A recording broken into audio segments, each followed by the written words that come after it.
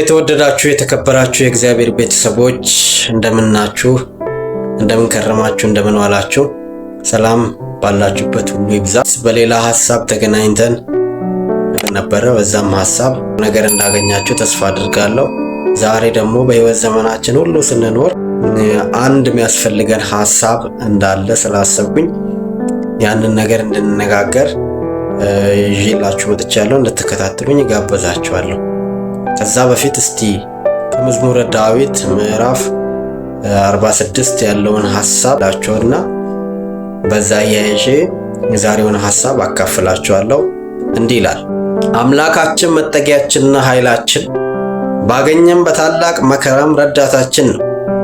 ስለዚህ ምድር ብትናወጥ፣ ተራሮችም ወደ ባህር ልብ ቢወሰዱ አንፈራም።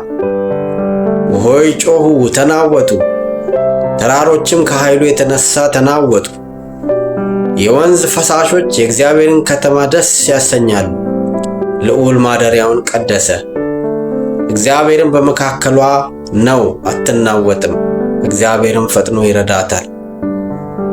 አሕዛብ ተናወጡ፣ መንግሥታትም ተመለሱ። እርሱ ቃሉን ሰጠ፣ ምድርም ተንቀጠቀጠች። የሰራዊት ጌታ ከእኛ ጋር ነው፣ የያዕቆብ አምላክ መጠጊያችን ነው። የእግዚአብሔርን ሥራ በምድር ያደረገውን ተአምር እንድታዩ እስከ ምድር ዳርቻ ድረስ ጦርነትን ይሸራል፣ ቀስትንም ይሰብራል፣ ጦርንም ይቆርጣል፣ በእሳት ጋሻም ያቃጥላል። እረፉ፣ እኔም አምላክ እንደሆንኩ እወቁ። በአሕዛብ ዘንድ ከፍ ከፍ እላለሁ፣ በምድር ላይም ከፍ ከፍ እላለሁ። የያዕቆብ አምላክ ከእኛ ጋር ነው ይላል። ከዚህ ቃል ላይ ሰድኳት ሐሳብ እረፉ፣ እኔም አምላክ እንደሆንኩ እወቁ ይላልና ስለ እረፍት የተወሰነ ነገር እንድንነጋገር ነው የፈለኩት። እንግዲህ እረፍት ሲባል ሰው ሁሉ የሚፈልገው ነገር፣ ሰው ሁሉ የሚመኘው ነገር፣ ሰው ሁሉ ነገር እንደሆነ እናውቃለን። ነገር ግን በዚህ ዘመን ከማረፍ ይልቅ መባዘን፣ ከመረጋጋት ይልቅ መጨናነቅ የበዛበት ዘመን ነውና ማረፍ እንደሚገባን እግዚአብሔር ቃልም ይናገረናል። እንዲሁም እግዚአብሔር ራሱ በዘፍጥረት 2:2 ላይ ምድርን ሁሉ ፈጠረ፣ ከፈጠረም በኋላ በሰባተኛው ቀን አረፈ ይላልና እግዚአብሔር እንኳን እንዳረፈ ይናገራል። እግዚአብሔር ያረፈበትና እኛ የምናርፍበት መንገድ የተለያየ ቢሆንም እግዚአብሔር ያረፈበት ምክንያት የሰራውን ነገር ለማየት፣ የሰራውን ነገር ለመገምገም፣ የሰራውን ነገር ደግሞ ለመደሰት አርፏል። ይህንን እረፍት ደግሞ ለኛም አካፍሎናል። ነገር ግን ከማረፍ ይልቅ ከመረጋጋት ይልቅ እንባክናለን። ስጋችንም ሊያርፍ ይገባል፣ ነፍሳችንም ሊያርፍ ይገባል። ነገር ግን እረፍት እንደ ቅንጦትና የደላው ሰው የሚያርፍ ተደርጎ ይታሰባል። ነገር ግን ለደላውም ላልደላውም ለሁሉም እረፍት ያስፈልጋል። እረፉ እኔም አምላክ እንደሆንኩ እወቁ ሲል እረፍት ይሄ ከድካም የሥጋ ድካም ከሚያመጣው እረፍት ብቻ ሳይሆን ነፍሳችን ከምትጨናነቀው፣ መንፈሳችን ከሚወጠረው ውጥረት ነው። አምላክ እንደሆነ የእግዚአብሔር አምላክነትን ስናቅ፣ የእግዚአብሔር ሁሉን ቻይነትን ስናቅ የኛ እረፍት ደግሞ በሱ ላይ የተመሰረተ ይሆናል። ምሳሌ ምዕራፍ 1:33 ላይ የሚሰማኝ በእርጋታ ይቀመጣል፣ ከመከራ ስጋትም ያርፋል። ከመከራ ያርፋል አይደለም የሚለው፣ ከመከራ ስጋት ያርፋል ነው የሚለው። የመከራ ስጋትና መከራ ይለያያል። ገና ይደርስብኛል አይደርስብኝም፣ ይመጣብኛል አይመጣብኝም ሲጨናነቅ ስጋት በውስጡ እንዳለ ያሳያል። መከራ ውስጥ ያለ ሰው ግን እዛ ሁኔታ ውስጥ ነው ያለው፣ እዛ ችግር ውስጥ ነው ያለው። ስለዚህም ከመከራ ይልቅ የመከራ ስጋት ነው ሰውን የሚያስጨንቀው። ዛሬ በልቶ አድሮ ነገ ሳገኝ ይሆን የሚል ስጋት ሰውን ሁሉ ያስጨንቃል። የዛሬው ኑሮ እንደዚህ ከሆነ በዚህ ከቀጠለ ነገ እንዴት ሆናለሁ የሚለው ነገር ሰውን ሁሉ ያስጨንቃል። የሚመጣው ትውልድ መካከል ምን ሊፈጠር ይችላል የሚለው ነገር ያጨናንቃል። ካላደጉት ሀገራት ይልቅ ያደጉት ሀገሮች ሪሶርሳቸው የተሻለ ነው። ለዜጎች ያላቸውም መሰረታዊ ነገሮች የተሟላ ነው። ነገር ግን ፍላጎቱ በጣም ብዙ ስለሆነ ባለው ነገር አይረካም፣ ደስተኛም አይደለም። ስለዚህ ደስተኛ ስላልሆነ የረካ አይደለም፣ በቀረበለት ነገር የረካ ስላልሆነ ለውጥረት እና ለተለያዩ ጭንቀቶች ይጋለጣሉና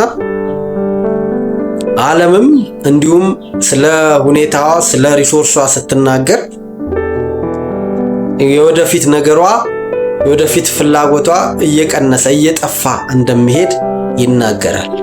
እና በዓለም ላይ በሽታን ከሚያመጡ ምክንያቶች መካከል እረፍት ማጣት ነው።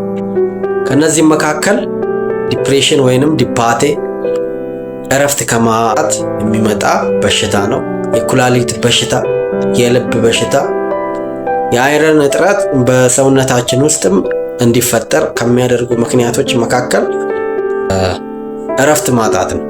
ስለዚህ ሰው እረፍት ከማጣት አእምሮ ከመጨናነቁ ብዛት ዲፕሬሽን ውስጥ ወይንም ድባቴ ውስጥ ይገባል።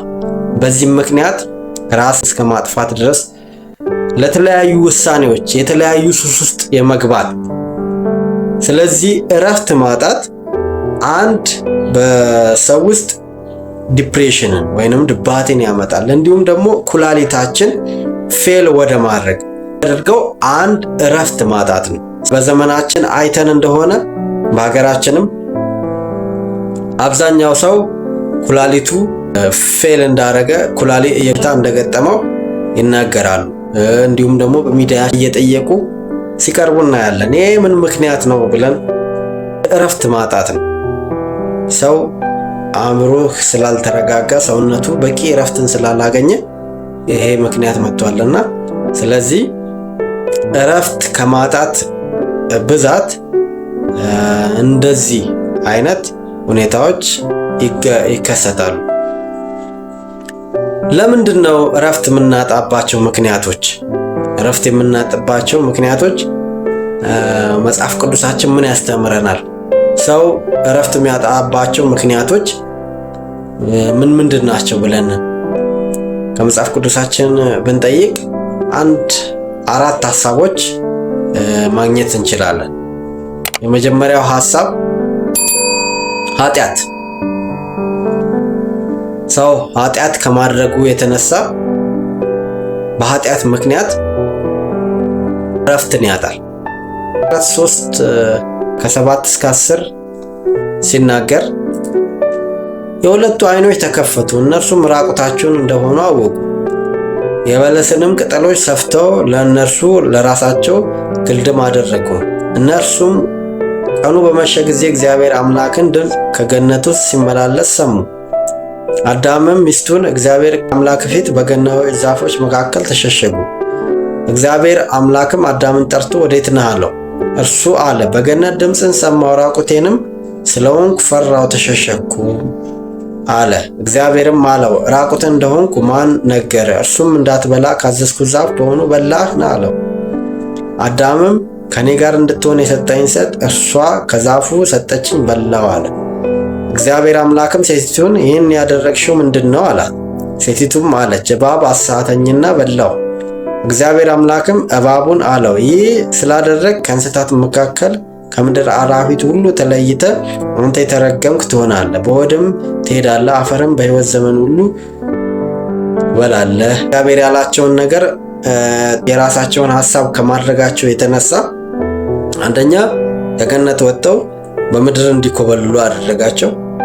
ነፍሳቸውም መንፈሳቸው እንዲሞት ደግሞ ነፍሳቸው እንዳይረጋጋ ሆኗል።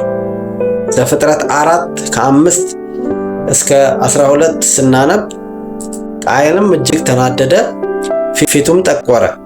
እግዚአብሔርም ቃየንን አለው ለምን ተናደድክ? ለምንስ ፊት ጠቆረ አለው። መልካም ብታደርግ ፊት የሚያበራ አይደለምን አለው። መልካም ብታደርግ ኃጢአት በደጅ ታደባለች፣ ፈቃዷ ወደ አንተ ነው፣ አንተ ግን በእርሷ ንገስባት አለው። እግዚአብሔር ኃጢአትን እንደሚያደርግ ወቀ ቀድመ ንገስባት፣ ኃጢአትን እንዳታደርግ አሸንፋት፣ ኃጢአትን አሸንፋት አለ። ነገር ግን ቃየል ወንድሙን አቤልን ጠራውና ና ወደ ሜዳ እንሂድ አለው። በሜዳም ሳሉ ቃየል በወንድሙ በአቤል ላይ ተነሳበት፣ ገደለው። እግዚአብሔርም ቃየልን አለው፣ ወንድም አቤል ወዴት ነው አለው። እርሱም አለ አላውቅም፣ እኔ ወንድሜ ጠባቂ እኔ ነኝ አለው። አሁን የወንድም ደም በእጄ ለመቀበል አፏን በከፈተች ምድር ላይ አንተ የተረገምክ ነህ አለው። ምድርን ባረስክ ጊዜ እንግዲህ ኃይሏን አትሰጥም፣ በምድር ላይ ኮብላይና ተቅበዝበዥ ትሆናለህ አለው። እና መጀመሪያም ከልብ የሆነ መስዋዕትን ስላላቀረበ እግዚአብሔር አልተቀበለውም። ያ በሆነበት ምክንያት ደግሞ መልሶ እንደቀና እናያለን። ስለ ቀናም እግዚአብሔር ከቅናቱ እንዲመለስ በነገረው ጊዜ አልሰማም። መልሶም ደግሞ ኃጢአትን ደግሞ እንደሰራ እናያለን። ኃጢአትን በሰራም ጊዜ ያረከው ሲለው እኔ ምንም አላደረኩም፣ እኔ ወንድሜ ጠባቂ ነኝ ብሎ በእግዚአብሔር ላይ አመፀ። ከአሁን በኋላ እረፍት እንደማይኖረው ተቅበዝባዥ እንደሚሆን እግዚአብሔር ነገረው እና የኃጢአቱ ውጤት ተቅበዝባዥ አደረገው፣ እረፍት አልባ እንዲሆን አደረገው። እንዲሁም ደግሞ ምድር ደግሞ ጥሩ ነገር እንደማሰጠው ሾክና አሜኬላ እንደሚሆንበት ተናገረውና ልሸከማት የማልችልነት አለ፣ የማልችል ታላቅ ናት አለ። ነገር ምህረትን አደረገለት እና የኃጢአታችን ውጤት ኃጢአት በማድረጋችን ምክንያት እረፍት እንዳናገኝ ያደርገናል። አብዛኛው ጊዜ ሰላም አይኖረን፣ እረፍት እንዳይኖረን ከሚያደርገን ምክንያት ምንድነው የሰራነው ብለን የሰራነውን ነገር ማየት መቻል አለብን።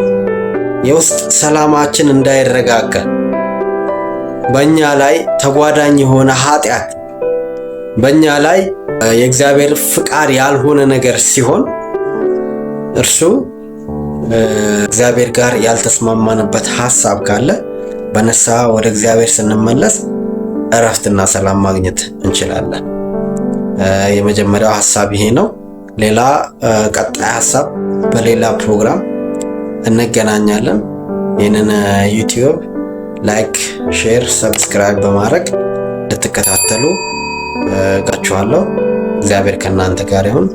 ሰላም ለእናንተ ይሁን።